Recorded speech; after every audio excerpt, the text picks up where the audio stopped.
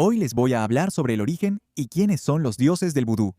En realidad, ¿qué es el vudú realmente, no? ¿Y por qué existe esa historia de que podrías hacer un muñeco de alguien usando el cabello de la persona o algo así? Y que si le clavas, por ejemplo, una aguja en la nalga del muñeco, la persona lo sentiría. ¿Eso es verdad o no? Bueno, eso y mucho más es lo que veremos aquí hoy. El vudú tiene sus orígenes allá en el Golfo de Guinea, en países como por ejemplo Benín y Nigeria. En tiempos pasados, cada una de las familias, cada aldea, tenía sus propios espíritus o sus propios dioses, que son llamados, o eran llamados, vudún. De ahí viene el nombre vudú. Estos dioses se manifestaban en las personas a través del trance y también de la posesión. Con el surgimiento de la esclavitud, muchas personas de África fueron obligadas a ir a las Américas. Pero claro que esas personas llevaron consigo sus creencias. Y dependiendo de dónde fueron dejadas esas personas, sus religiones y creencias se mezclaron con la cultura local, y de eso surgieron nuevas religiones. Por ejemplo, en Cuba tenemos la santería, en Haití surgió el vudú haitiano, y en Brasil, nuestro Brasil, tenemos el candomblé con los orixás. Incluso, la conexión del vudú con el candomblé es muy fuerte. Por ejemplo, en el vudú tenemos al Papa Legba, y en Brasil tenemos a Exu. Si investigas el Aye en el vudú mismo, vas a encontrar algunos pueblos, como por ejemplo los Fon.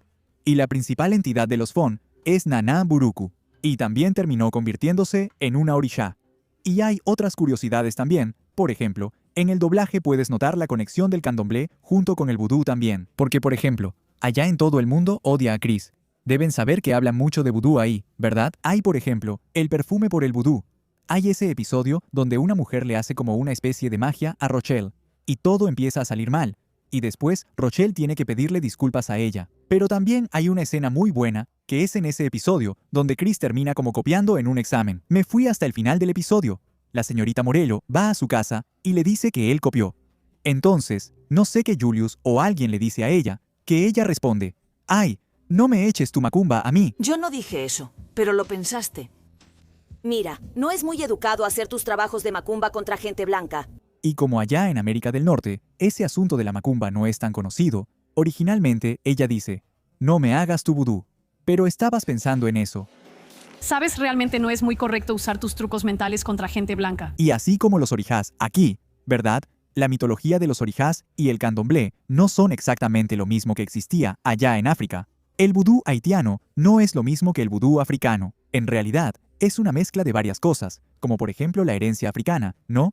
Varios pueblos africanos fueron obligados a convivir por causa de la esclavitud. También hay elementos del cristianismo, del catolicismo, porque, ¿verdad?, los esclavos fueron obligados a adaptar eso por causa de los señores. Y también está como esa mezcla de la cultura de los indígenas.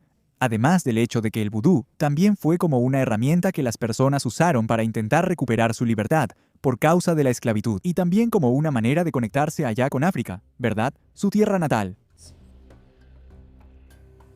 La situación en la que se encontraban los africanos esclavizados hacía difícil, o prácticamente imposible, que mantuvieran exactamente las mismas creencias y la misma cultura que tenían allá en África. Eran separados de sus familias, separados de sus conocidos, así que no había mucho que pudieran hacer. Para que se den una idea de lo que pasó y por qué se vieron obligados a mezclar sus culturas, por ejemplo, con el catolicismo. Los misioneros de la época usaban leyendas y mitos para justificar lo que estaban haciendo con los africanos, como por ejemplo la maldición de Cam, que estaba basada en una historia bíblica, en una leyenda que decía que Cam fue sentenciado a la esclavitud, y decían que Cam tenía el mismo color de piel que los africanos. Y los europeos y misioneros también decían que en realidad la situación en la que estaban los africanos, mantenidos en cautiverio y siendo tratados como propiedad, era un favor que les estaban haciendo, como llevándolos a la salvación, porque según los europeos, los africanos vivían como bárbaros allá en África, porque en su caso veían a Europa como el auge de la humanidad y todo eso. Y como si todo eso no fuera suficiente, además apareció Luis XIV, que era un rey francés. Déjame solo asegurarme, sí, Luis XIV, el rey francés, hizo el Código Noir, o Código Negro, que obligaba a que todos los africanos allá se convirtieran al catolicismo, con el objetivo de intentar borrar las religiones que podrían surgir y asegurar que la única que existiera allá fuera la religión católica. Entonces, según esa ley, cualquier reunión entre los esclavizados que no fuera con la intención de practicar el catolicismo era considerada prohibida y peligrosa. Aquí hay un detalle importante. En el Código Noir no solo estaban prohibidas las religiones africanas, ¿ok? El judaísmo también, y el protestantismo también. La única que estaba permitida era la fe católica apostólica romana. Con el resto, si te atrapaban ahí, ¿verdad? Tu destino no sería muy agradable. Bueno, como vieron, entonces no había manera de que el pueblo africano adorara directamente a sus entidades, ni practicara la religión que practicaban allá en África. Entonces, ¿qué hicieron? Lo mismo que todo animal y todo ser humano hace cuando la situación se pone difícil, se adapta. Y ahí fue donde surgió el culto a los muertos. Bueno, para los africanos de esa época, ellos creían que cuando morían, su alma regresaba a África. El ritual de la muerte era muy importante para ellos. Hacían rituales escondidos para asegurar que el alma del difunto encontrara a sus antepasados y regresara a África. De alguna manera, la muerte para ellos era el camino hacia la libertad. Otra cosa que ellos hacían también eran unos bailes en las noches de domingo. Los señores creían que solo era una fiesta que sus esclavos hacían para relajarse y trabajar mejor el lunes, pero en realidad no era así. Eran rituales ocultos. Con los tambores y los ritmos, las llamadas calendas eran reuniones secretas. Con eso, los africanos lograban mantener de cierta forma un poco de su cultura ancestral, un poco de su cultura original, y también transmitían algunos mensajes ahí, de resistencia contra los amos, sin que ellos se dieran cuenta. Pero un lugar donde el vudú se estableció bastante eran los Marronach, que no sé si estoy diciendo el nombre correctamente aquí, pero en este caso, el Marronach sería lo mismo que los quilombos aquí en Brasil. Serían lugares a donde los esclavizados iban cuando lograban escapar de sus lugares de trabajo forzado, y fue en ese lugar donde el vudú se estableció de forma tan fuerte que incluso fue utilizado de cierta manera para que la guerra de liberación ocurriera en el país. Bueno, otra cosa que también sucedió, que, de una manera muy burda de explicar, básicamente es la unión de dos religiones. ¿Qué sucede? Por ejemplo, en Brasil tenemos la conexión de algunos orijás con los santos católicos. Por ejemplo, Ogum con San Jorge, o Iemanjá con la Virgen María. Bueno, lo mismo pasó allá en Haití. Lo que pasaba era lo siguiente. Los amos se acercaban a los esclavos y les decían que adoraran las imágenes católicas. Entonces, por ejemplo, el esclavo estaba ahí mirando a la Virgen María, pero en su mente no. Él estaba pensando en una de sus entidades vudú. ¿Entiendes? Era también una forma de engañar a los europeos. Y como les dije, el vudú también fue el combustible para la revolución haitiana. Y para entender cómo Haití se convirtió en la primera república negra del mundo, necesitamos entender cómo la religión también tuvo un papel muy importante en eso. Por ejemplo, uno de los líderes de la revolución era Mancandau. Decían que él era el maestro de los venenos y que también podía transformarse, es decir, cambiar de forma, usando rituales. Por ejemplo, transformarse en un lagarto para escapar del fuego. Fue él quien difundió la idea de que los blancos serían derrotados. Y también, en medio de la revolución haitiana, terminaron surgiendo algunos rituales nuevos. Por ejemplo, los petruques serían espíritus ligados a la ira y también al combate. Todo que ver con la revolución, ¿verdad? Otra cosa que dicen que también ocurrió fue que en 1791, en un lugar de los bosques, varios líderes terminaron reuniéndose, liderados por Dottie Boukman y por Cecily Fátima. Y en eso ocurrió como un ritual ahí, donde bebieron la sangre, haciendo un pacto de silencio, y terminaron jurando libertad o muerte. Y semanas después, Haití estaba en llamas. Y en medio de la propia revolución, también había una mezcla de religiones. Porque, por ejemplo, como les dije, había rituales para los loas, ¿verdad?, que serían las entidades vudú. Pero también había gente diciendo que tenía visiones de la Virgen María queriendo liberar al pueblo haitiano. Pero solo para que entiendan la importancia del vudú, y su origen también, ahora vamos a hablar de la religión en sí, empezando por los templos. El templo de las entidades del vudú, o sea, el templo de los loas, se llamaba Onfor. Y en esos templos, quienes actuaban eran los sacerdotes, ¿verdad? Los llamados Ongan, que eran los hombres. Pero a diferencia de muchas otras religiones, las mujeres también tenían mucha importancia en el vudú. Así que ellas también podían estar ahí en los templos, como sacerdotisas, las llamadas mambo. Y al frente de cada templo, normalmente también había un árbol, ¿verdad? El cabaceira, que en este caso era la residencia de Loa Legba. Bueno, si tú entraras en uno de esos templos, podrías encontrarlo un poco extraño, porque verías varias imágenes de santos católicos ahí. Pero como ya les dije, esos santos, aunque sean imágenes católicas, representaban a los loas. Esas imágenes se colocaban en una especie de cuartito, llamado caimiste, y junto con la imagen también había varios objetos que representaban más o menos la personalidad de los loas. Por ejemplo, la loa exili, que era como una mujer vanidosa, estaba rodeada de espejos. y las ceremonias que ocurrían con bailes y canciones en homenaje a los loas se realizaban en una sala específica llamada peristil, y en medio del peristil habría una columna gigantesca llamada Potosí, que estaba decorada con 2 serpientes, que serían Dambalahueto y Aidaweb. Estarían unidos como si fueran agua y fuego, y según dicen, al inicio de la ceremonia, el Potomitan serviría como si fuera un puente entre África y también el lugar de la ceremonia, por donde las entidades, después de un viaje por el Atlántico, usarían el Potomitan como la puerta de entrada para reunirse con sus representantes en el lugar de la ceremonia. Alrededor del Potomitan tendríamos al Amambo o al Wogan ahí, el sacerdote, la reina y la cantante, que más o menos lideraría las canciones y los bailes, y los otros participantes del ritual. Enfrente de ese grupo, o de frente a ellos, también tendríamos una orquesta, con 3 tambores, que están tocando ahí el ritmo de los loas para facilitar el trance o la posesión. Y al inicio de cada ceremonia, también se dibujan en el suelo, con café o harina, algunos símbolos o dibujos llamados bebes, que simbolizan a los loas también. Y los emblemas de las entidades también se colocan en una mesa, que es como si fuera un altar. Y ahí hay varios objetos, platos de comida, espejos e incluso botellas, que tendrían almas de los muertos, que son protegidos por los loas. Los principales lugares de culto, allá en Haití, son por ejemplo Sovereigns y Sukkot. Algo muy interesante que normalmente sucede es que, por ejemplo, en las fiestas de santos patronos, terminan atrayendo a muchos practicantes de vudú, lo que acaba transformando el evento en una verdadera peregrinación vudú. Pero, ¿cuál sería la naturaleza de los loas? ¿Son buenos? ¿Son malos? Bueno, en realidad, ellos no son ni una cosa ni la otra. La manera en que actúan en la vida de los practicantes depende de cómo el practicante sigue las reglas. Los loas, en realidad, siguen un sistema jerárquico, lo que significa que hay unos que son más importantes que otros. O sea, a veces tienes que prestar más atención a uno que a otro, si no, puede haber problemas. Si el templo que vimos aquí sería el portal para los loas, el día a día del practicante del vudú es prácticamente una relación familiar con los espíritus. Cuando digo que es una relación familiar, es porque realmente lo es. Incluso hay matrimonios con los espíritus. En el caso de Haití, la religión sería una herencia. Casi toda la familia tiene a Loa Hassin, que pasa de padre a hijo. Siempre mantienen un rinconcito escondido en el cuarto, llamado Wogatua, con la imagen de un santo católico. Pero en realidad, ahí hablan con el ancestro, el espíritu de la familia. Como dije, existe el matrimonio invisible.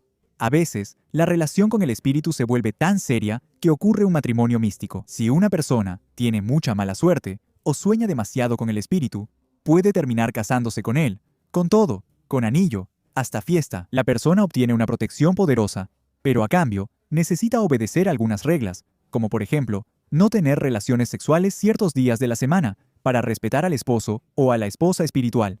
Te dije que el asunto era serio. El ritual de la sangre y el agua. En este caso, los espíritus sienten hambre, sienten sed, y por eso, toda ceremonia comienza derramando agua en el suelo.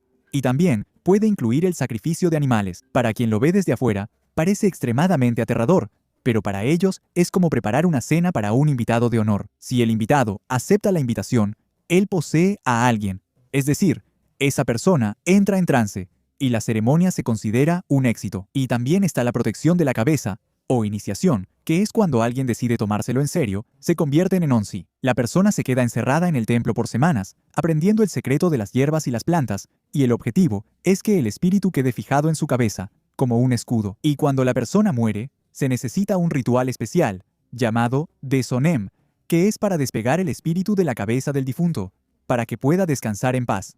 Y también tenemos, digamos, sociedades secretas, por así decirlo, porque en este caso, existen grupos que actúan al amparo de la noche, como el Bisango. Ellos son como una policía secreta del vudú. Están liderados por un emperador, entre comillas también, y sirven para proteger a la comunidad y los templos. Como son muy misteriosos y castigan a quienes desobedecen las reglas morales, se ganaron la fama de ser hechiceros peligrosos, por la imagen de villano que solemos ver en películas y caricaturas de personas así. Bueno, antiguamente, los médicos pensaban que quienes entraban en trance en medio de esos rituales, en realidad, estaban locos. Pero hoy en día, la antropología explica que la posesión, en realidad, sería un tipo de lenguaje. Cuando el espíritu desciende sobre alguien, no solo está sacudiendo el cuerpo, también se está comunicando a través de pasos de baile específicos, de ropa y objetos también. Una manera en que el pueblo haitiano le da sentido a los acontecimientos de la vida, sean buenos o malos. En el vudú también, se cree que el cuerpo humano estaría abierto a fuerzas espirituales. Si puede recibir a un dios, o sea, a un loa, también podría ser blanco de energías malas, o envidia, como por ejemplo la brujería. Por eso, la iniciación y el matrimonio místico funcionan como si fueran un tipo de blindaje. El practicante no hace esto solo por religión, sino para crear una protección espiritual que resguarde su salud y su vida contra los enemigos. Y ahora, un spoiler de lo que voy a hablar en un momento, sobre el famoso muñeco vudú. Pero algo importante es que el vudú propiamente dicho desaprueba la brujería maligna. Los practicantes serios buscan curación y protección. La idea de brujos malvados incluso existe en el vudú, pero en realidad serían vistos como alguien que se desvió del camino correcto de la religión. Bueno, en África, especialmente en Benín y Nigeria, se pueden identificar 3 tipos de vudú. Uno asociado a la familia o linaje, que se llama Eno vudú. Otro a la aldea, To vudú. Y otro a un grupo étnico específico de ahí, Adu vudú. Las deidades se dividen en grupos celestiales. Maolisa, que sería responsable del día y de la noche, mientras que Gu se encarga de organizar el universo.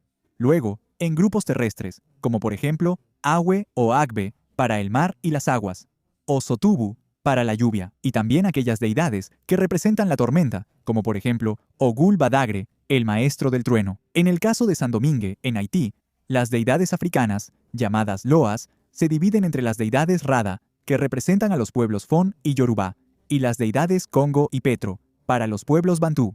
Y son esos en específico los que representan la transformación del grupo. Básicamente constituyen el nuevo panteón, el panteón genuino. Dios es reconocido como Gran Maestro, o también llamado Granme, que deja a los Loas, las deidades secundarias, la tarea de lidiar con asuntos terrenales. Las deidades, por lo tanto, median entre los humanos y su mundo, nos representan un campo imaginario y simbólico, que sirve de base para las relaciones sociales y permite el reconocimiento mutuo entre los esclavizados y la solidaridad durante las revueltas. El valor de un loa en el panteón es un poco como el de una palabra en un idioma. Su valor cambia y solo puede ser comprendido de acuerdo con la relación, o incluso los problemas que tiene con otro loa, o incluso con la familia de deidades. Así, por ejemplo, Legba, que sería el líder de los Loas, que, en este caso, sería como la contraparte de Exu. Para el candomblé, como ya mencioné, abre la puerta que separa a los humanos del mundo de los espíritus. Más o menos por eso, él tiene su sincretismo ahí, ligado a San Pedro. Él también es el guardián de los templos y de las viviendas, siendo invocado al inicio de cada ceremonia. Legba también es el maestro de las encrucijadas, lugares asociados al peligro, pero que también albergan objetos conocidos como los banga, que pueden proteger contra malos espíritus y permiten hechizar a los demás. Entre los loas más importantes también está Ogol, que es representado por Santiago el Mayor, como un guerrero.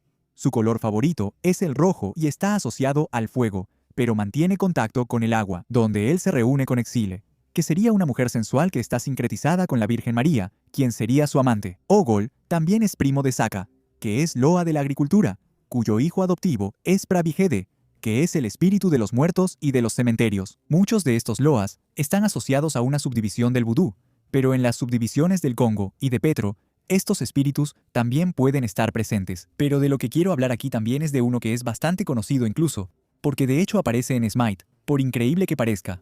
Es el varón Samet. Él sería el loa de los muertos, junto con muchas otras encarnaciones del varón, como por ejemplo, el varón cementerio, el varón de la cruz, y el varón criminal. En este caso, Samet significa sábado en francés, aunque existen otras traducciones de la palabra. Pero de todas formas, el varón Samet normalmente es descrito como un tipo que usa un sombrero blanco, un traje negro, lentes oscuros, algodón tapando las narinas. Lo determinante es que es un cadáver, ¿no? Siempre está preparado para el funeral al estilo haitiano. Tiene la cara de calavera blanca y habla con una voz nasal. Incluso para aquellos que siguen el vudú, el varón es visto como un espíritu peligroso, pero, a pesar de eso, también puede ser un guardián poderoso, si su humor como que coopera con eso. Debido a sus cambios bruscos de humor, lo etiquetan como un demonio, o a veces, incluso, como un dios. El varón Samedi pasa la mayor parte del tiempo en el reino de los espíritus del vudú. Es conocido por un comportamiento escandaloso, insultando continuamente y haciendo bromas sucias con otros espíritus. Mientras tanto, cuando alguien muere, él cava su tumba y saluda su alma después de que lo entierran, guiándola hacia el inframundo. Bueno, como pueden haber notado, hasta ahora no he hablado del famoso muñeco vudú, pero eso tiene un motivo, que es el siguiente. Resulta que después de la Revolución Haitiana, el prejuicio contra el vudú terminó. En la primera mitad del siglo XIX, los líderes del gobierno haitiano solo toleraban el vudú. No era una religión oficial. La religión oficial seguía siendo el catolicismo. Lo toleraban porque sabían más o menos la importancia que tuvo el vudú para la Revolución Haitiana, ¿verdad? Pero después empezó a surgir otro problema, que es el siguiente.